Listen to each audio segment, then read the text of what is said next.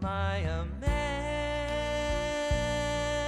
or am I a Muppet? Am I a Muppet?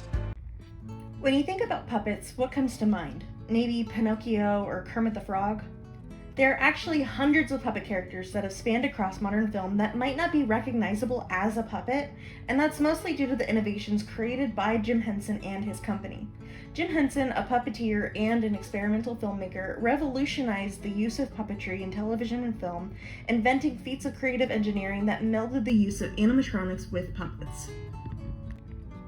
The Jim Henson Company was founded by Jim and Jane Henson early in their television careers in 1958. From there, they created some of the most famous shows and characters to ever exist on television, from Elmo and the Cookie Monster in Sesame Street to Kermit the Frog and Miss Piggy in The Muppets.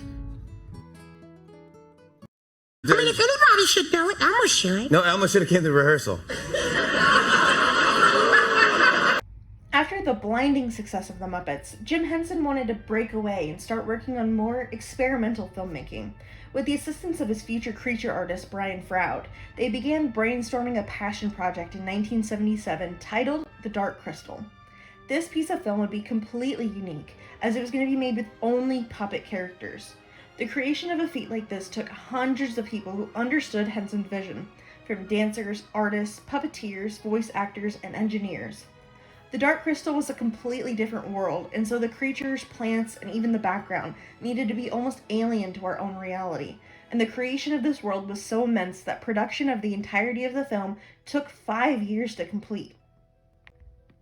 The puppets in the Dark Crystal were some of the first of its kind to be made as a mixture of animatronics and traditional puppetry. This meant that the creatures would have the ability to be as lifelike as possible, with moving eyes and the ability to change facial features. For example, the Skeksis, the bird-like villains of the film, required 5 performers in order to operate a single one of these creatures, with one person inside the puppet itself moving it around screen, and 4 others controlling the animatronic aspects like eye movement, smiling, and operations of the robotic arms using remote controls. I think that probably the biggest minus of working with non-human characters is the realization of how difficult getting anything on film is. With a human actor, you can just place them in front of the camera and tell them where to go or tell them what to look like, and they do it, and they contribute their ability and talent through how they're supposed to perform. With the non-human actors, we're required to orchestrate every movement, every head turn, every eye twitch, every move from side to side.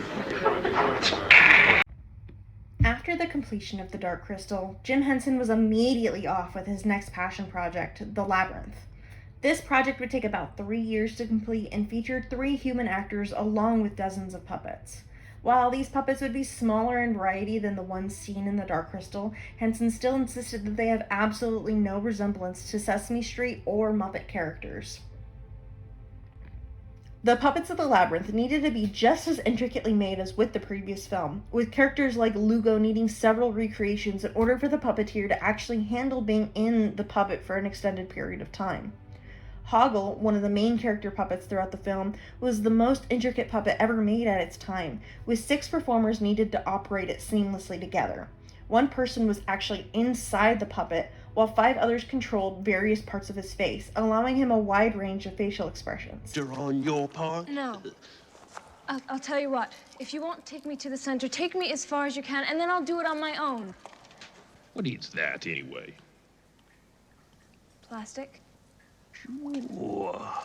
I don't promise nothing, but, I'll take you as far as I can. Then you're on your own. The creation of the Labyrinth came about similarly as The Dark Crystal did, with Jim Henson and Brian Froud sitting in a room and brainstorming the wildest ideas they could come up with. And this is when the goblins were first imagined. From there, they wrote a script and began creating creatures for the film. There's something absolutely fascinating about a group of creators coming together around a central idea, dreaming of fantasy scenarios, and making them come to life.